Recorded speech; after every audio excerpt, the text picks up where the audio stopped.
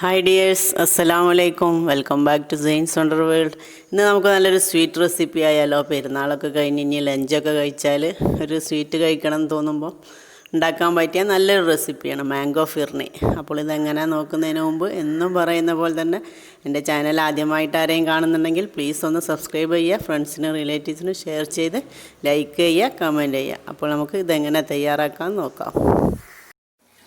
Mango phirni റെഡിയാക്കാൻ വേണ്ടിയിട്ട് ഞാനിവിടെ കുറച്ച് പാൽ അടുപ്പത്ത് വെച്ചിട്ടുണ്ട്. ഇതൊന്ന് തിളപ്പിച്ച് എടുക്കാം. ഇപ്പോൾ പാല് നന്നായിട്ട് തിളച്ച് വന്നിട്ടുണ്ട്. ഇനി ഇതിലേക്ക് ഞാൻ അരക്കപ്പ് അരി കുതിർത്ത് അരച്ചെടുത്തതാണിത്. ബിരിയാണി വെക്കുന്ന അരി. ഇത് ഇതേപോലെ അരഞ്ഞ് കിട്ടിയാൽ മതി. കണ്ടോ, പൊടി പൗഡർ അടിയിൽ നിൽക്കണ, അധികം പേസ്റ്റായിട്ട് അരച്ചെടുക്കരുത്. ഇതുപോലെ തരി തരിയായിട്ട് നിൽക്കണം. ഇനി ഞാനിത് ഇതിലേക്ക് ഒഴിച്ചു കൊടുക്കാൻ പോവാണ്.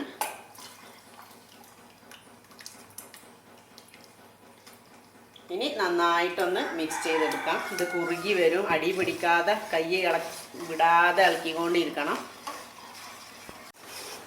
അപ്പോൾ ഇത് നന്നായിട്ട് കുറുകി വന്നിട്ടുണ്ട്. ഇനി ഇതിലേക്ക് ആവശ്യമുള്ള പഞ്ചസാര ചേർത്ത് കൊടുക്കാം. പഞ്ചസാരയൊക്കെ നിങ്ങളുടെ മധുരത്തിനനുസരിച്ച് ചേർക്കാം.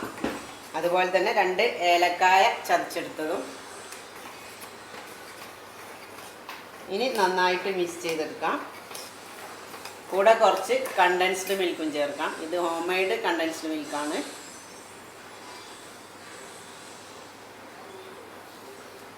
ഇത് ഓപ്ഷനിലാണ്, വേണ്ടാന്നുണ്ടെങ്കിൽ നിങ്ങളുടെ കയ്യിൽ ഇല്ലാന്നുണ്ടെങ്കിൽ പഞ്ചസാര തന്നെ കുറച്ചുകൂടി അധികം ചേർത്ത് കൊടുത്താൽ മതി.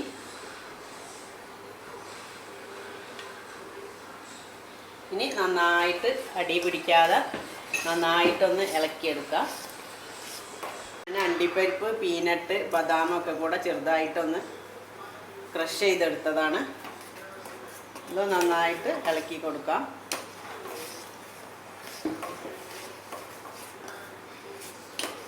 ഡ്രൈ ഫ്രൂട്ട്സൊക്കെ നിങ്ങളുടെ കയ്യിൽ ഏതാണുള്ളത് അതിനനുസരിച്ച് ചേർക്കാം കേട്ടോ. ഇനി ഇതിലേക്ക് മെയിൻ ഇൻഗ്രീഡിയൻ്റ് ആയ മാംഗോ. ഇത് 2 മാംഗോ മിക്സിയിലിട്ട് അരച്ചെടുത്തതാണ്. വെള്ളം ചേർക്കാതെ നന്നായിട്ട് അരച്ചെടുത്തതാണ്. ഇതുകൂടി ചേർത്ത് കൊടുക്കാം.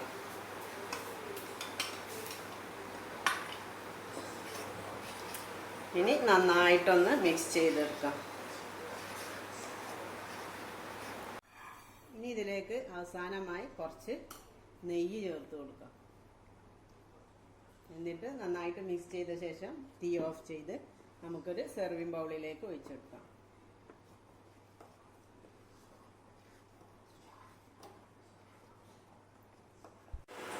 ഇനി ഇത് നമുക്കൊരു സെർവിങ് ബൗളിലേക്ക് ഒഴിക്കാം.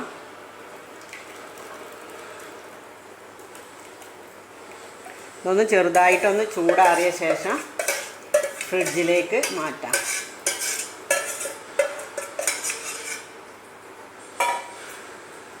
ഡെക്കറേഷനൊക്കെ നിങ്ങൾക്ക് നിങ്ങളുടെ ഇഷ്ടത്തിനനുസരിച്ച് വെക്കാം. മാംഗോ വെച്ച് തന്നെ ഡെക്കറേറ്റ് ചെയ്യാം. പക്ഷെ ഞാൻ കുറച്ച് തേങ്ങ ചെറുതായിട്ടൊന്ന് വറുത്തെടുത്ത് ചെറിയൊരു ഗോൾഡൻ ബ്രൗൺ ആകുന്നത് വരെ വറുത്തെടുത്തതാണിത്. ഇത് വെച്ചാണ് ഡെക്കറേറ്റ് ചെയ്യാൻ പോകുന്നത്. മാംഗോ വെച്ചും ഡ്രൈ ഫ്രൂട്ട്സ് വെച്ചും ഒക്കെ ചെയ്യാം. നിങ്ങളുടെ ഇഷ്ടത്തിനനുസരിച്ച് ചെയ്തെടുക്കാം. ഇപ്പോൾ നല്ല അടിപൊളി മാംഗോ ഫിർണി ഇവിടെ റെഡിയായി വന്നിട്ടുണ്ട്. ഇത് കുറച്ച് ചൂടുണ്ട്. ഇനി ചൂടാറിയ ശേഷം ഇതൊന്ന് ഫ്രിഡ്ജിലേക്ക് മാറ്റണം. എന്നതിന് ശേഷം ഞാൻ മുറിച്ചെടുത്ത് കാണിച്ചു തരാം. ഇപ്പോൾ ഇതാ ഇവിടെ നല്ല അടിപൊളി മാംഗോ ഫിർണി റെഡിയായി വന്നിട്ടുണ്ട്.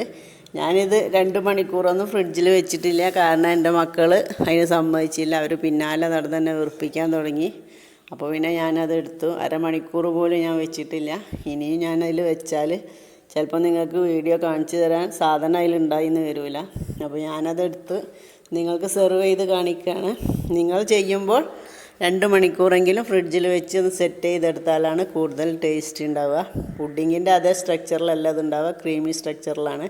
എൻ്റേതിപ്പോൾ അടിഭാഗമൊക്കെ ഒന്ന് സെറ്റായി വരുന്നേ ഉള്ളൂ. അപ്പോഴേക്കും ഞാൻ മുറിച്ചെടുത്ത് കാണിച്ചു തരാണ്. നിങ്ങളെല്ലാവരും ഇതൊന്ന് ട്രൈ ചെയ്ത് നോക്കണം. ട്രൈ ചെയ്ത് നോക്കി ഫീഡ്ബാക്ക് എന്നെ അറിയിക്കുകയും വേണം. ഇപ്പോൾ മാംഗോ സീസൺ ആയതുകൊണ്ട് ഇത് ഉണ്ടാക്കിയെടുക്കാൻ ആർക്കും ഒരു ബുദ്ധിമുട്ടും ഉണ്ടാവില്ല. പിന്നെ നിങ്ങളാരെങ്കിലും ആദ്യമായിട്ടാണ് എൻ്റെ ചാനൽ കാണുന്നതെങ്കിൽ പ്ലീസ് ഒന്ന് സബ്സ്ക്രൈബ് ചെയ്യുക, ഫ്രണ്ട്സിനും റിലേറ്റീവ്സിനും ഷെയർ ചെയ്ത് ലൈക്ക് ചെയ്യുക, കമൻറ്റ് ചെയ്യുക. അപ്പോൾ പുതിയ പുതിയ വിഭവങ്ങളുമായി വീണ്ടും കാണാം. അസ്സലാമു അലൈക്കും. Thanks for watching.